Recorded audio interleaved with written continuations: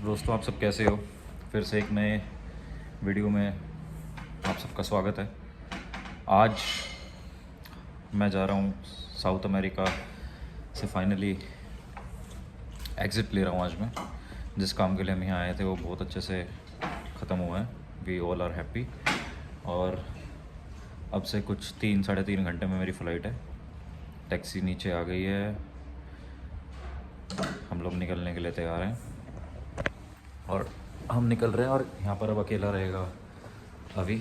All the best to अभी। Apartment बहुत याद आएगा भाई, हमने यहाँ 2.5 महीने निकाले। मेरे साथ अनुराग ट्रैवल कर रहा है और ये देखो जाने से पहले हम लोग कर रहे हैं लंच।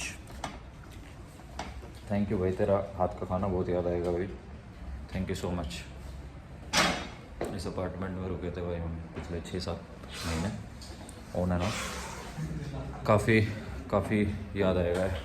चलते हैं नीचे टैक्सी में, फिर आप लोगों को। तो दोस्तों एयरपोर्ट पहुंच जाएंगे अब से हम 20 मिनट में। मैं यहाँ पर पहली बार पेरू लीमा में आया था 2024 जून में।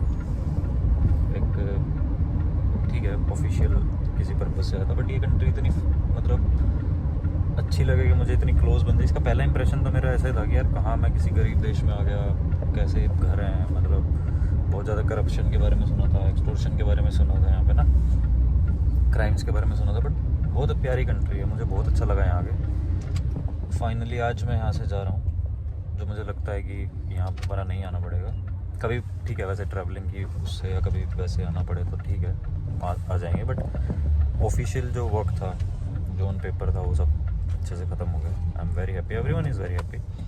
Now I am going back to India. आज शुरू कर रहा हूँ जब इंडिया में है सुबह के 4 बजे थर्सडे के। मैं पहुँचूँगा इंडिया के सुबह 4 बजे संडे को, मतलब फ्राइडे सैटरडे संडे, मतलब 3 दिन का मेरा ट्रैवल है और मेरा लॉन्गेस्ट ट्रैवल है। मेरी जो अगली फ़्लाइट है वो 13 घंटे की है। और मैं कहाँ जा रहा हूँ ये मैं आपको भी नहीं बताऊँगा, आपको देखना पड़ेगा मैं कहाँ जा रहा हूँ। जहाँ मैं जा रहा हूँ वो काफ़ी अच्छी जगह है। वहाँ से भी फिर एक मेरी फ़्लाइट है आगे 1.5 घंटे की। वहाँ से मैं सेल्फ ड्राइव कार लेके फिर एक और जगह जाऊँगा।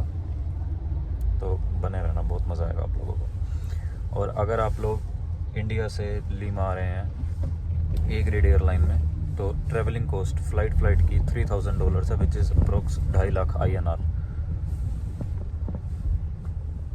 देखो दोस्तों ये हाल है यहाँ पे भी ना। वो आगे एक ट्रक खड़ा है, पता नहीं आपको दिख रहा होगा नहीं। देखो वो वाला जो ट्रक खड़ा है ना आगे, इसके पास I don't know fast tag है या नहीं है।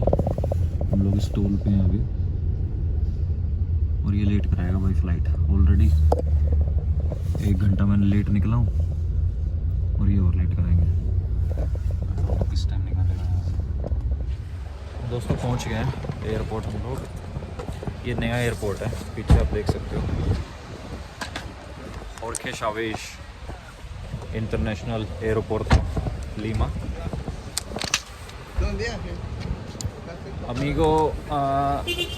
Amigo, yeah, give 2 segundos, okay? And mucho gracias, mucho gusto. Dios amigo.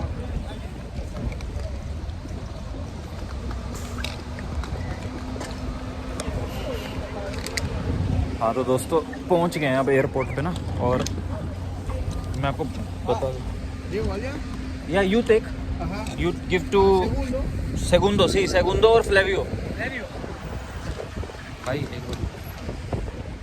दोस्तों ये एयरपोर्ट है, देखो मैं जो आपको बता रहा था ना, इंटरनेशनल एयरपोर्ट। पेरू में सिर्फ एक ही इंटरनेशनल एयरपोर्ट है, वो है लीमा में।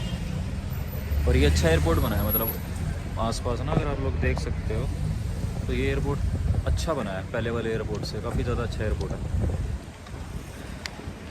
दूसरी चीज़ जो मैं कह रहा था ना, वो ये थी कि यहाँ पर अगर आप आते हो, यहाँ काफ़ी इंडियंस आते नहीं हैं। उसका रीज़न यही है कि एक्सपेंसिव है भाई यहाँ पे आना ना। ऐसा नहीं है बिज़नेस अपॉर्चुनिटीज़ नहीं है, बिज़नेस अपॉर्चुनिटीज़ यहाँ पे बहुत है, बट एक्सपेंसिव है यहाँ पे आना as compare to other countries. और इंडिया से अगर कोई ऐसी कंट्री है जिसकी सबसे लंबी ट्रैवल मतलब जर्नी या टाइम है, इवन अगर आपका होल्ड 1 घंटे का भी हो, आधे घंटे का भी हो, तो वो लीमा ही है। We are like 17,000 kilometers away from 17,000 kilometer away from India.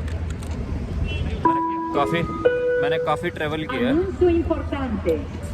But इतना लंबा ट्रैवल कभी नहीं किया। और ये तो मैं जा रहा हूँ यूरोप में भी 2-3 जगह जा रहा हूँ, तो 3-4 दिन बने रहना, देखना अच्छा लगेगा। जिस चीज़ का डर था ना भाई लोग, वही चीज़ हुई।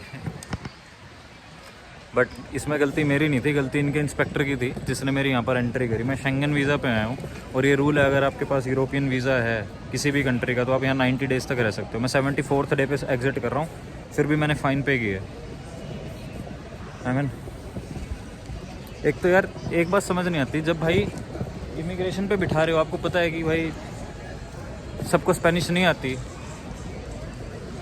इंग्लिश स्पीकिंग बंदे तो बिठाओ कम से कम जिनको बातें समझ में है।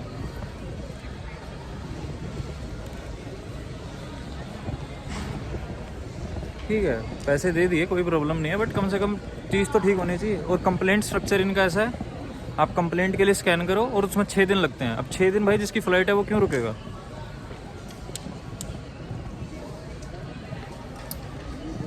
देखना भाई आगे से अगर कोई आ रहा है तो इस चीज़ का ध्यान रखना। यहाँ पे इमिग्रेशन पे, बॉर्डर कंट्रोल पे यहाँ पे स्पेनिश स्पीकिंग लोग हैं नहीं, इंग्लिश स्पीकिंग लोग हैं। ठीक है, आप कितना ही उनको समझा लो, उनको समझ में आती नहीं है और गलतियाँ बहुत करते हैं भाई। ये बेसिक चीज़ों पे गलतियाँ कर रखी हैं। इनको फ़्लाइट टिकट्स देख के ये नहीं पता कि बंदा एग्जिट कब करेगा, अपनी तरफ से एग्जिट डाल रखी है और अपनी तरफ से फ़ाइन चार्ज कर रहे हैं। इतना करप्शन है यहाँ पे। एनीवेज चलो आगे चलते हैं, गेट पे देखते हैं। दोस्तों क्राफ्ट बड़ा है ये, वो देख सकते हो आगे भी और हमारे पीछे भी।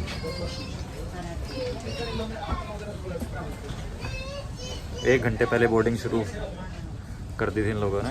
हम लोगों का जोन 4 था और 20 मिनट हो चुके हैं बोर्डिंग शुरू हुए, और आई थिंक अंदर सीट तक पहुंचने में 20 मिनट और लगेंगे। फ़्लाइट फुल है, 13 घंटे की फ़्लाइट है। We are going to Amsterdam first. दोस्तों फाइनली फ़्लाइट में सेटल हो गए हैं।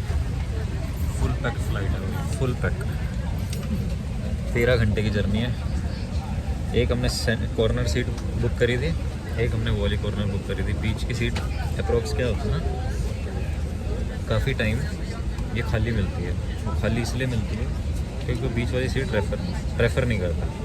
बट ये भाई बैठा है, इसने भाई पता नहीं क्या सोच के ले ली। और भाई अब 13 घंटे की फ़्लाइट है, बिज़नेस क्लास में अपग्रेड है नहीं, फुल है बिज़नेस क्लास, फुल है प्रीमियम इकोनॉमी। 2 बिज़नेस क्लास में सीट खाली हैं बट वो डैमेज्ड हैं और सेफ्टी रीज़न की वजह से वो सेल नहीं कर रहे। 13 घंटे की फ़्लाइट में थोड़ी सी प्रॉब्लम होती है। हालांकि ये KLM है, काफ़ी अगर आप स्पेस वगैरह देखोगे ना, यहाँ अच्छा खासा स्पेस है। KLM अच्छी एयरलाइन है, खाना वगैरह भी अच्छा है। तो लेट्स सी, देखते हैं कैसे टाइम निकलता है। टाइम टू से गुड बाय टू लीमा।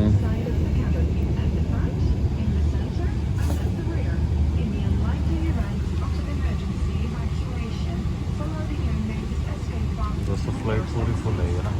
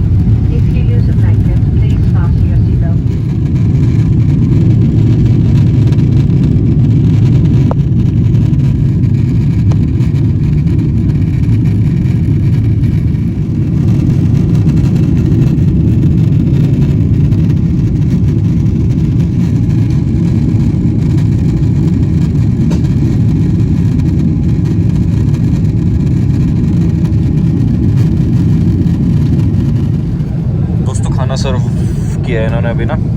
अभी फ़्लाइट टाइम सिर्फ 1 घंटे का ही हुआ है, 1 सवा घंटे का। ये राइस है, ये एक डिज़र्ट है, ये ब्रेड है, ये बटर है और ये मैश पोटैटो और वेजीज़ हैं। लेट्स सी कैसा रहता है। खाना अच्छा होता है।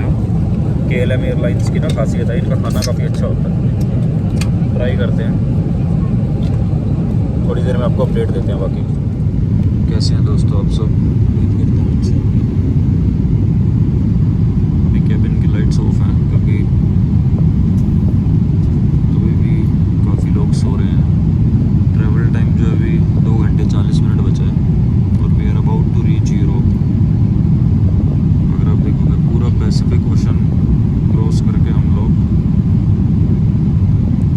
यूरोप पहुंच रहे हैं। ये मेरी डेस्टिनेशन है जहाँ मुझे लैंड होना है, एम्स्टर्डम। और अब से 2 घंटे 39 मिनट में मेरी लैंडिंग है। मिलते हैं एम्स्टर्डम में। दोस्तों ब्रेकफास्ट का टाइम हो गया, सेकेंड मील आ गई है। मैं देख रहा था अभी मूवी मुफासा और अभी 1.5 घंटा बचा है लैंडिंग में। खाने के मामले में KLM एक्चुअल में काफ़ी अच्छी एयरलाइन है। दोस्तों ऑलमोस्ट पहुंच गए हम लोग एम्स्टर्डम में। अगर आप देखो और लैंडिंग टाइम है सिर्फ 5 मिनट। अगर बाहर का व्यू मैं आप लोगों को दिखाऊं तो कुछ ऐसा है।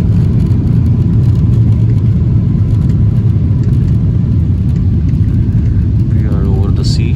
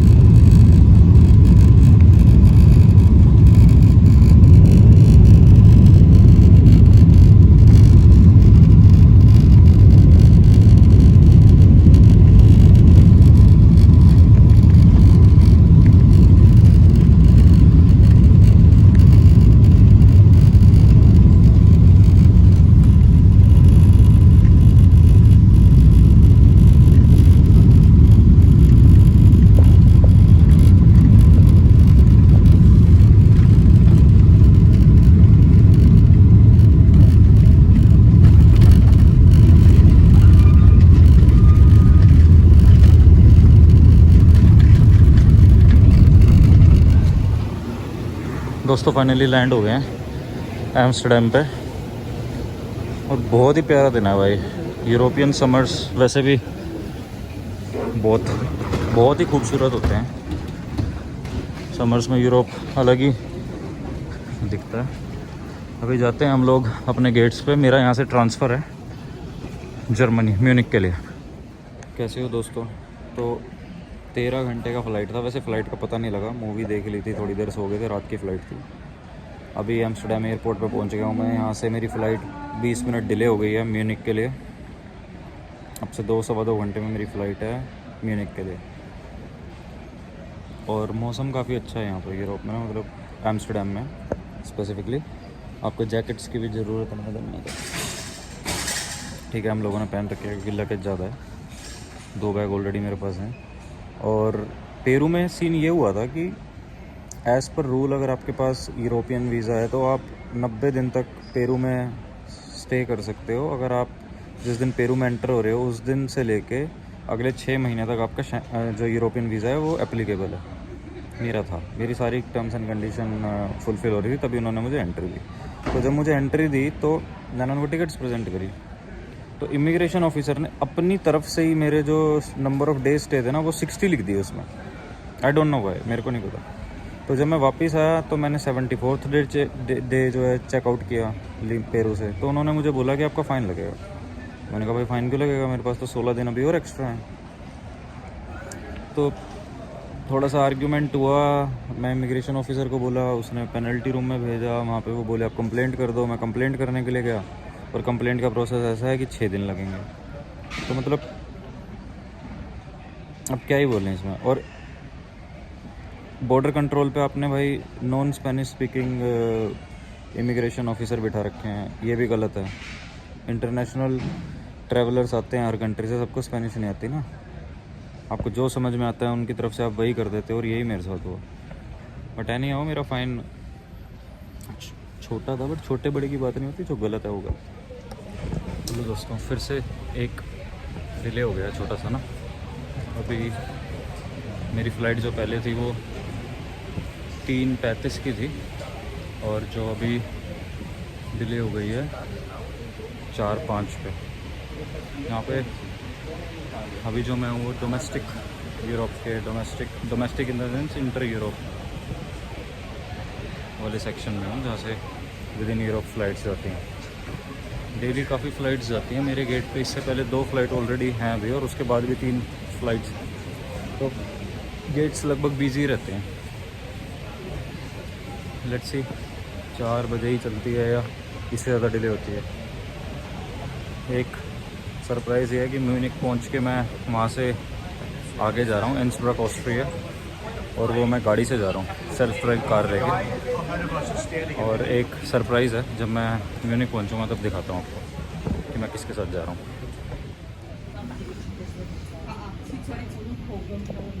अभी आई थिंक फ़्लाइट भी नहीं आई है, फ़्लाइट भी आनी बाकी है।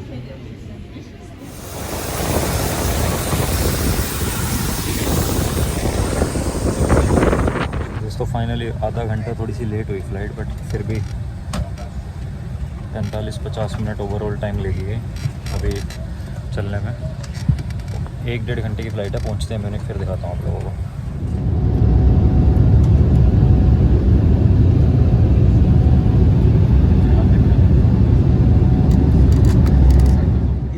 मैं अराइवल के साथ कर रहा हूँ। गाइस फाइनली मैं पहुंच गया हूँ म्यूनिक, और देखो कौन मिला है मुझे। खालिद भाईजान जो मेरे क्लोज हैं वो जानते हैं खालिद भाईजान को, बाकी सबको मैं इंट्रोड्यूस करूँगा, अभी बहुत टाइम है हमारे पास। दोस्तों फाइनली गाड़ी हमने ले ली है, ये सेल्फ ड्राइव कार हम लोग लेके जा रहे हैं, और यहाँ से म्यूनिक से अब हमारी ड्राइव शुरू होगी ऑस्ट्रिया की। दिखाता हूँ आपको बाहर निकल के। तो दोस्तों एयरपोर्ट से हम निकल गए हैं, रास्ता है 2 घंटे और 3 मिनट का यहाँ से इंसब्रक का, and we are on the way. भाईजान एज यूजुअल निकाल लिया। तो दोस्तों एक ना रूल है यहाँ पे कि आप जब जर्मनी से बाहर निकलोगे ना इंसब्रक की रोड्स पे, मोटरवे पे, तो आपको इसका परमिट लेना पड़ेगा। अभी हम लोग यहाँ पे रुक के परमिट ले रहे हैं गाड़ी का, ताकि हमें ऑस्ट्रिया में कोई प्रॉब्लम ना हो। सब कुछ ऑनलाइन है तो ज़्यादा टाइम हमें लगेगा नहीं।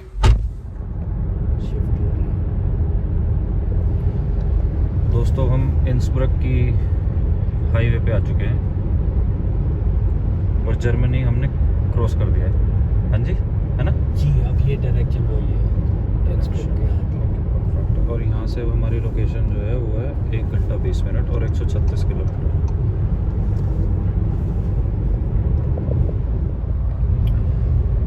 दोस्तों फाइनली हमारी एंट्री हो गया, पीछे देख सकते हो ये एल्प्स हैं, करेक्ट भाईजान? Yes sir. Nice. We are now in Austria.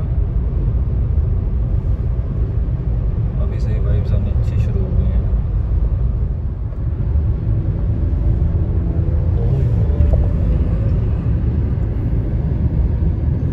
दोस्तों ये जो आप देख रहे हो ना, ये सब एल्प्स माउंटेन है, आपने सुना होगा स्विप्स एल्प्स, तो ये वही है।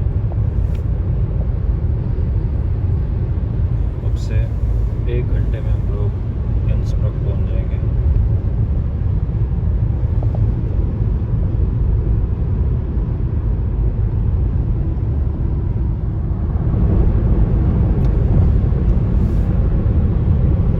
ये देखिए दोस्तों Austria, we are in Austria now, heading towards Innsbruck, और ये है यहाँ के व्यूज़।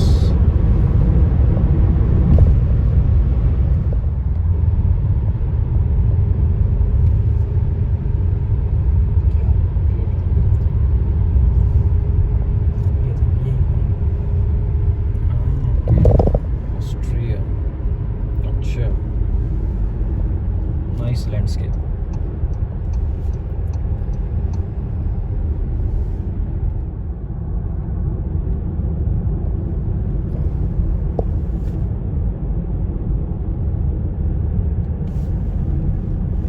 शाम के 8 बज गए हैं दोस्तों, देखो, और अभी हल्का हल्का अंधेरा होना शुरू हो रहा है।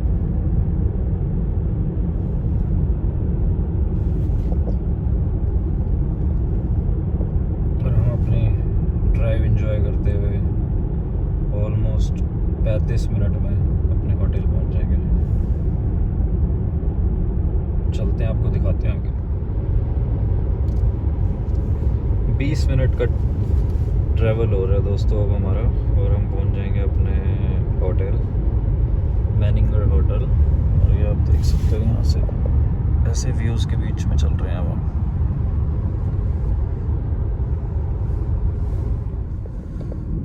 In 400 meters, continue straight onto Innerkoflerstrasse.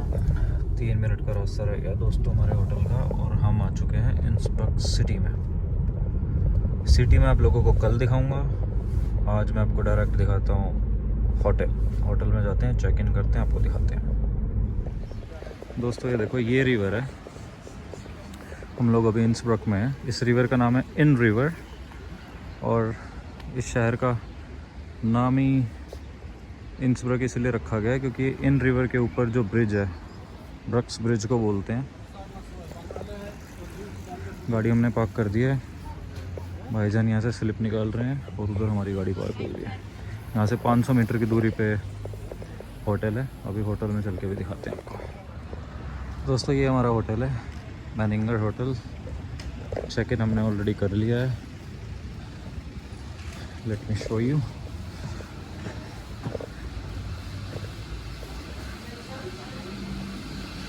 चलिए दोस्तों, इसी के साथ आज का दिन ख़त्म करते हैं। कल आपको दिखाएंगे इंसब्रक सिटी। अभी हम लोग जाते हैं डिनर करने, और फिर कल सुबह आपसे मुलाकात करते हैं। तब तक अपना ध्यान रखो।